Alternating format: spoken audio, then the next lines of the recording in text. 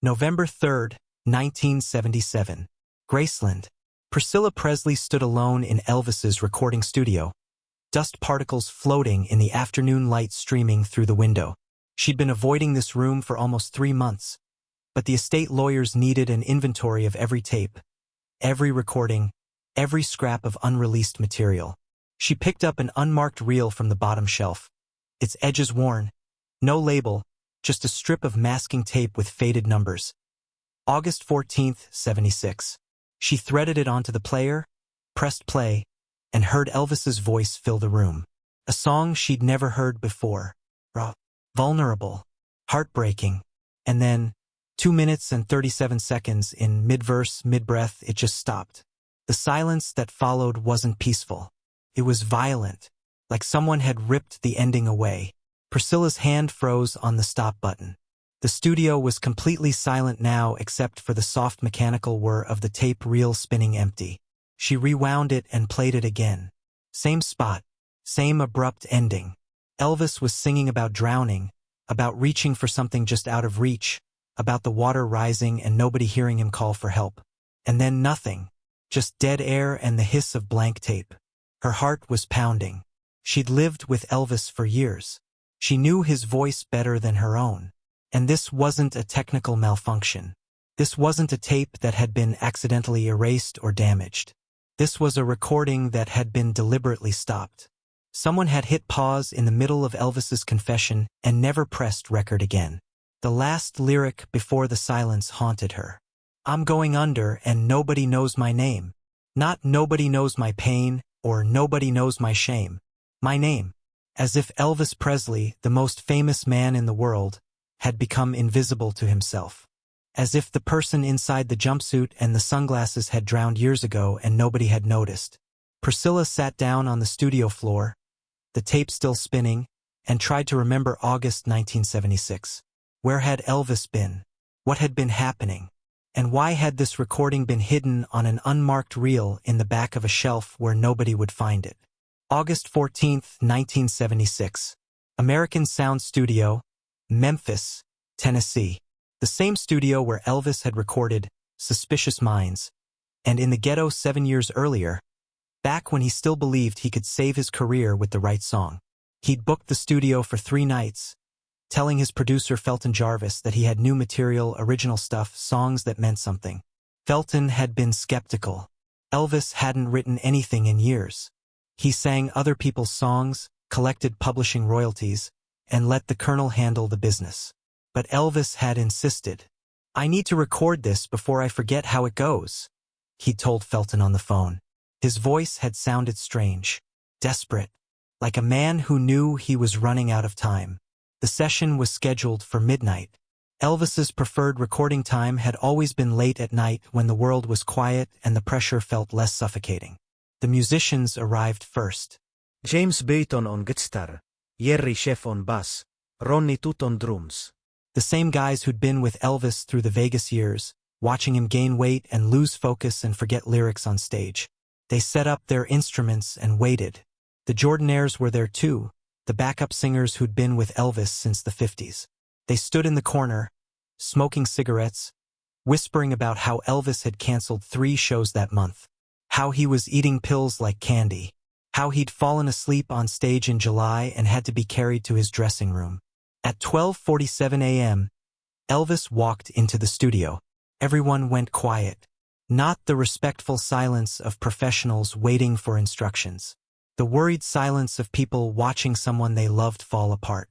Elvis was wearing sunglasses even though it was the middle of the night. His face was puffy. His movements were slow, careful, like every step required conscious thought. He was holding a piece of paper with handwritten lyrics, the edges crumpled from being gripped too tightly. "Hey guys," Elvis said softly. "Thanks for coming." Felton Jarvis stepped forward. "Elvis, you okay? We can reschedule if you're not feeling up to it." "I'm fine. Let's just do this." Elvis walked to the microphone and handed the lyric sheet to Felton. The producer read it quickly, his face changing as he got further down the page. He looked up at Elvis with something between concern and confusion. "This is what you want to record?" "Yeah. It's called The Water." I wrote it last week. Nobody said anything. Elvis had never been much of a songwriter. He'd co-written a few songs over the years, mostly as a way to get publishing credits, but this was different. This was personal. The kind of personal that made people uncomfortable. Felton positioned the lyric sheet on a music stand near the microphone. Elvis adjusted his sunglasses and nodded to the band. Let's run through it once. Just follow me. The simple. D minor. Slow. Like a hymn. James Burton played the opening chord. Soft. Melancholy. The bass came in underneath. A steady heartbeat pulse. Ronnie Tutt added a light brush on the snare. And Elvis started singing. His voice was different than it had been in years. No showmanship. No technique. Just raw emotion pouring through every word. He sang about being a child in Tupelo, about the poverty and the hunger and the feeling that he'd never escape. He sang about his mother promising him he was special, that God had plans for him, that he'd rise above the dirt and the struggle. He sang about believing her. The musicians exchanged glances. This wasn't what they'd expected. This was confession. This was therapy set to music. Elvis continued. He sang about fame arriving like a flood, washing away everything familiar, drowning the boy from Tupelo in screaming fans and bright lights and contracts he didn't understand. He sang about trying to stay afloat, about grabbing onto anything that would keep his head above water. Pills, women, Jesus, movies, money. Nothing worked. The water kept rising. The room was completely still. Even the Jordanaires had stopped whispering. They were watching Elvis with tears in their eyes, watching this man they'd known for 20 years finally tell the truth about what fame had cost him. By the second verse, Elvis's voice was cracking. Not from vocal strain, from emotion. He sang about wearing costumes that felt like chains, about singing songs that meant nothing, about looking in the mirror and not recognizing the person staring back. He sang about wanting to quit, wanting to walk away, but not knowing who he'd be without the fame. The water was all he knew now. He'd forgotten how to breathe air. Felton Jarvis stood behind the mixing board with his hand over his mouth. He'd produced hundreds of Elvis recordings. He'd heard every emotion Elvis could convey through music. But this was different. This wasn't performance. This was a man pleading for someone to understand. The bridge of the song was the most devastating part. Elvis sang about reaching for the surface, about seeing light above the water, about people on shore watching him drown and doing nothing. They wanted the show. They wanted the king. They didn't want the man gasping for breath, begging for help. So he kept sinking, and they kept applauding. The studio felt smaller with every word. The walls seemed to close in. The air was thick with cigarette smoke and something heavier. Grief, recognition, the shared understanding that they were all complicit in what had happened to Elvis. The musicians who'd taken his money and played his shows. The producers who'd pushed him to record one more album. The fans who'd screamed for an encore even when he could barely stand. Elvis reached the final verse. His hands were shaking on the microphone stand. His voice was barely above a whisper now, but the microphone caught every syllable. He sang about acceptance, about letting the water take him, about sinking to the bottom where it was quiet and dark and nobody expected anything from him anymore. He sang about his mother waiting for him there, about finally being able to rest. And then he sang the line that would haunt Priscilla a year later. I'm going under and nobody knows my name. 3 seconds of silence. Then Elvis stopped singing. He didn't finish the phrase. He didn't complete the verse. He just stopped. His hand dropped from the microphone. His shoulders started shaking. And everyone in the studio realized he was crying. Not silent tears. Deep, guttural sobs that made his whole body convulse. The band stopped playing. The tape kept rolling. Charlie Hodge, Elvis's longtime friend and assistant, rushed to the microphone. Elvis, hey man, it's okay. You're okay. But Elvis wasn't okay. He pulled off his sunglasses and his face was a mess of tears and pain and something that looked like terror. He grabbed Charlie's arm so tightly it would leave bruises. I can't do this anymore, Elvis said. His voice was raw. I can't keep pretending. I'm so tired, Charlie. I'm so goddamn tired. Let's take a break. Felton said from the control room. His own voice was shaking. Let's just take 5. No. Elvis shook his head violently. Turn it off. Turn the tape off. Erase it. I don't want anyone to hear this. Elvis, this is good. This is real. This is the best thing you've recorded in years. I said erase it. Felton reached for the tape recorder and pressed stop. The studio went silent except for Elvis's ragged breathing. He stood there for a long moment, his hands still on the microphone stand, his body swaying slightly like he might collapse. Then he walked out of the studio without saying another word. The musicians sat in stunned silence. Nobody knew what to do. Nobody knew what to say. They just witnessed something private, something sacred, something that felt like watching someone die in real time. Charlie followed Elvis out to the parking lot. He found him sitting in his Cadillac with the engine off, staring straight ahead at nothing. Charlie got in the passenger seat and waited. I can't finish that song, Elvis finally said. You know why? Why? Because I don't know how it ends. I don't know if I make it to shore or if I drown. I don't know if someone saves me or if I save myself or if I just keep sinking forever. I've been trying to figure it out for weeks. I wrote 20 different endings. None of them felt true. Charlie didn't know what to say. He'd been with Elvis since 1964. He'd seen the highs and the lows, the brilliance and the addiction, the generosity and the paranoia. But he'd never seen Elvis this lost. Maybe you don't need an ending, Charlie offered. Maybe some songs are supposed to stay unfinished. Elvis turned to look at him. His eyes were red and exhausted. What kind of songwriter can't finish his own song? The honest kind. They sat there in the Cadillac for another 20 minutes, not talking, just existing in the same space while Elvis tried to pull himself together. Finally, Elvis started the engine. Tell Felton to keep that tape, Elvis said. Don't erase it. Just don't let anyone hear it. Not the Colonel. Not the label. Nobody. Put it somewhere safe. Maybe someday I'll figure out how it ends. Charlie nodded. You got it. And Charlie? Thanks for not telling me it's gonna be okay. I'm tired of people lying to me. Elvis drove back to Graceland that night and never returned to American Sound Studio. He never finished The Water. He never wrote another song. For the last year of his life, he performed his greatest hits in Vegas and on tour, wearing jumpsuits that had to be let out every few months, taking pills that kept him numb enough to get through one more show.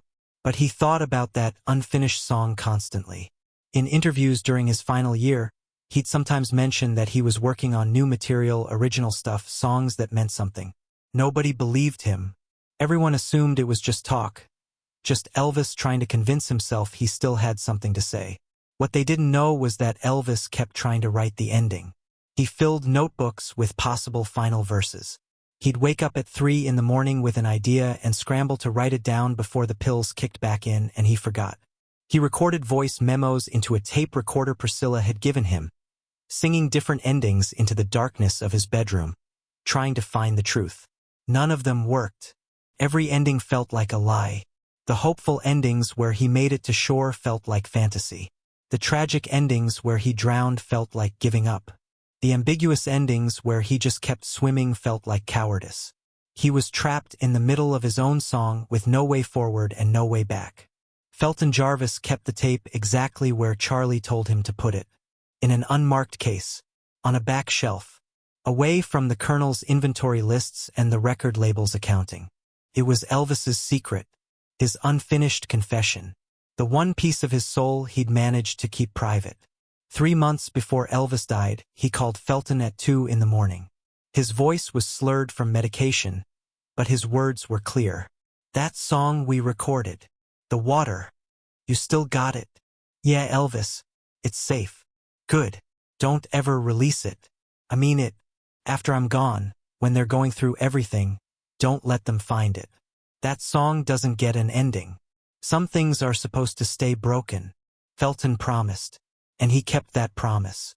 When Elvis died on August 16, 1977, and the vultures descended on Graceland looking for unreleased material to monetize, Felton made sure that tapes stayed hidden.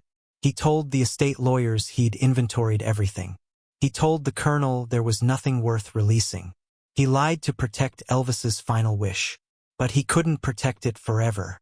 Felton died in 1981, and the tape eventually made its way into the Graceland archives with thousands of other reels. Unmarked, undated, forgotten, until Priscilla found it. She sat on that studio floor for an hour, playing the tape over and over, hearing Elvis's voice crack on the same words, feeling the weight of everything he'd been carrying in those final years. She finally understood why he'd been so distant, so medicated, so desperate. He wasn't running from his demons. He was drowning in them, and he tried to tell everyone through music, through the one language he'd always trusted, but he couldn't find the words to finish the story. Priscilla thought about all the times she'd asked Elvis what was wrong in those final years. All the times he'd said nothing or just tired or changed the subject. She thought he was shutting her out, but maybe he'd been trying to protect her from the truth. That he was going under, that he didn't know how to save himself, that he needed help but didn't know how to ask for it. She called Jerry Schilling, one of Elvis's closest friends from the Memphis Mafia. He'd been in the studio that night in 1976. She needed to hear the story from someone who'd witnessed it.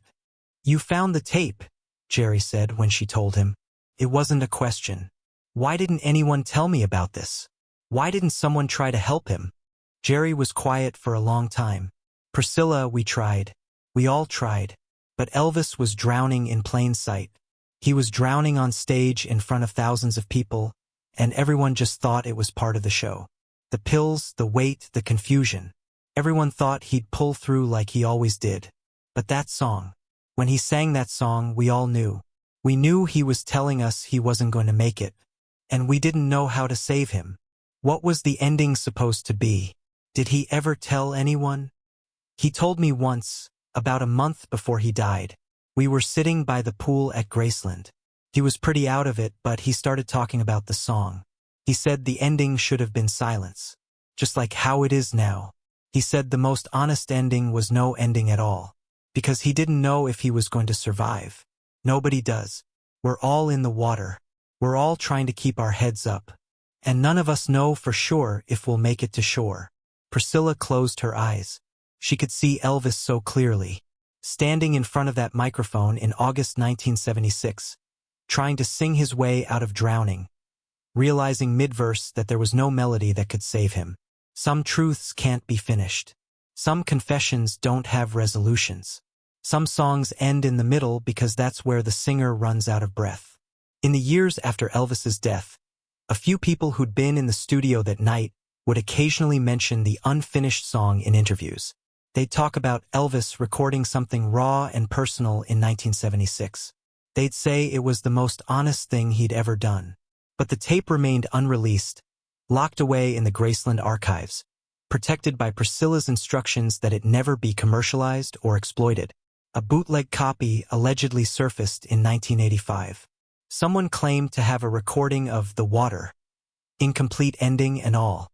They wanted to sell it to a record label for 6 figures. Priscilla's lawyers shut it down immediately.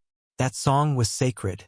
It was Elvis's final attempt to tell the truth about his life, and truth that raw didn't belong in a record store. But word got out.